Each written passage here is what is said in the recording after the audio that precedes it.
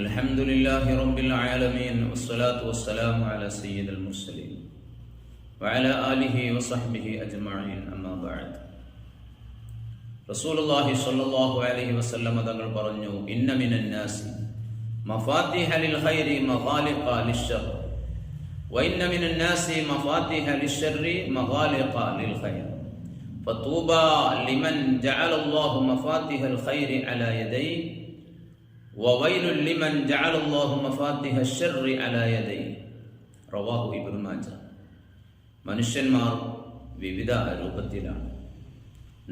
നന്മ താല്പര്യപ്പെടുന്നവരും തിന്മ താല്പര്യപ്പെടുന്നവരും, നന്മയിലേക്ക് മറ്റുള്ളവരെ പ്രോത്സാഹിപ്പിക്കുന്നവരും തിന്മയിലേക്ക് മനുഷ്യരെ കൂട്ടിക്കൊണ്ടുപോകുന്നവരും ഒക്കെയുണ്ട്.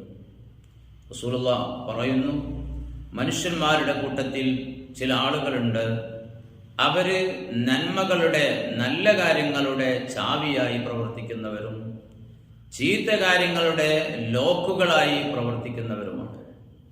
അതായത് നല്ല കാര്യങ്ങൾ ചെയ്യാനൊക്കെ അവർ മുൻപന്തിയിലുണ്ട്. നല്ല കാര്യങ്ങളിലേക്ക് മറ്റുള്ളവരെ പ്രേരിപ്പിക്കാനും മറ്റുള്ളവർക്ക് പ്രചോദനം നൽകാനും മറ്റുള്ളവർക്ക് അതിൻ്റെ മാർഗനിർദ്ദേശങ്ങൾ ചെയ്യാനും ഒക്കെ അവർ മുൻപന്തിയിലുണ്ട്. അതോടുകൂടി തിന്മയെ അവർ തടയുന്നു, തിന്മയിലേക്ക് പോകുന്നവരെ അവർ തടയുന്നു, തിന്മയുടെ അവസരങ്ങളൊക്കെ അവർ ഇല്ലാതെയാക്കാൻ വേണ്ടി ശ്രമിക്കുന്നു. അങ്ങനെയുള്ള ആളുകൾ. എന്നാൽ ഈ പറഞ്ഞതിന്റെ നേരെ വിപരീത ആളുകളുമുണ്ട്. വഇന്ന മിനന്നാസി മഫാത്തിഹ ലിശ്ശർ, തിന്മകളുടെ ചീത്ത കാര്യങ്ങളുടെ താക്കോലായി ചാവിയായി പ്രവർത്തിക്കുന്ന ആളുകൾ, ചീത്ത കാര്യങ്ങൾക്ക് തുടക്കം കുറിക്കുന്നവർ, അത് ആരംഭിക്കുന്ന ആളുകൾ.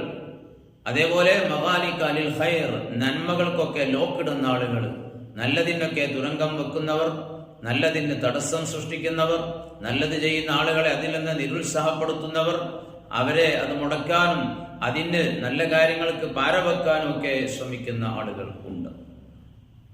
എന്നിട്ട് റസൂൽ പറഞ്ഞു, തൂബാ ലിമൻ ജഅലല്ലാഹു മഫാത്തിഹൽ ഖൈരി അലാ യദൈഹി, നന്മയുടെ ചാവികൾ ആരുടെ കൈകളിലാണ് അല്ലാഹു തആല വെച്ചത്, അങ്ങനെയുള്ള ആളുകൾക്ക് വലിയ സന്തോഷം, വലിയ വിജയം.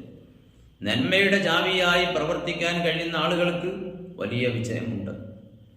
നല്ലത് സ്വയം ചെയ്യുക എന്നത് മാത്രമല്ല, മറ്റുള്ളവർക്ക് നന്മ ചെയ്യാനുള്ള വഴി കാട്ടിക്കൊടുക്കുക, അതിനുള്ള പ്രചോദനം നൽകുക, അതിനുള്ള ഉപദേശങ്ങൾ നൽകുക, അതിനുള്ള നിർദ്ദേശങ്ങൾ ചെയ്യുക എന്നതൊക്കെ ചെയ്യാൻ സാധിക്കുന്ന ആളുകൾക്ക് എല്ലാവിധ സന്തോഷങ്ങളും എല്ലാവിധ വിജയങ്ങളും ഉണ്ട്.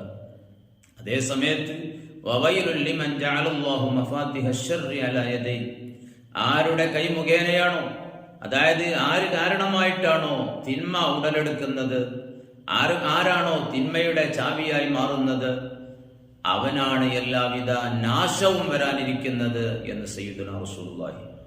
നാം ഒരാൾ തിന്മ ചെയ്യുന്നു എന്നതിനേക്കാൾ ഗൗരവമാണ് മറ്റുള്ളവരെ കൂടി അതിലേക്ക് റിക്രൂട്ട് ചെയ്യുക, മറ്റുള്ളവർക്ക് അതിന് പ്രചോദനം നൽകുക, മറ്റുള്ളവരെ അതിലേക്ക് ആകർഷിപ്പിക്കുക എന്നത്.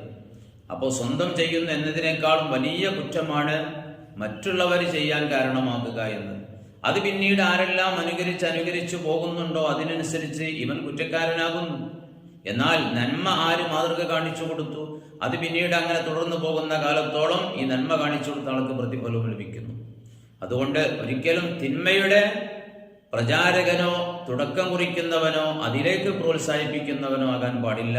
അതിന്റെ നേരെ വിപരീതമായ നന്മയുടെ വാക്താവും നന്മയിലേക്ക് പ്രചോദനം നൽകുന്ന ആളും നന്മയുടെ പക്ഷത്ത് നിൽക്കുന്നവനും ആകാൻ സാധ്യമാകണം. അല്ലാഹു തആല അതിന് തൗഫീഖ് പ്രദാനം ചെയ്യുമാറാവട്ടെ.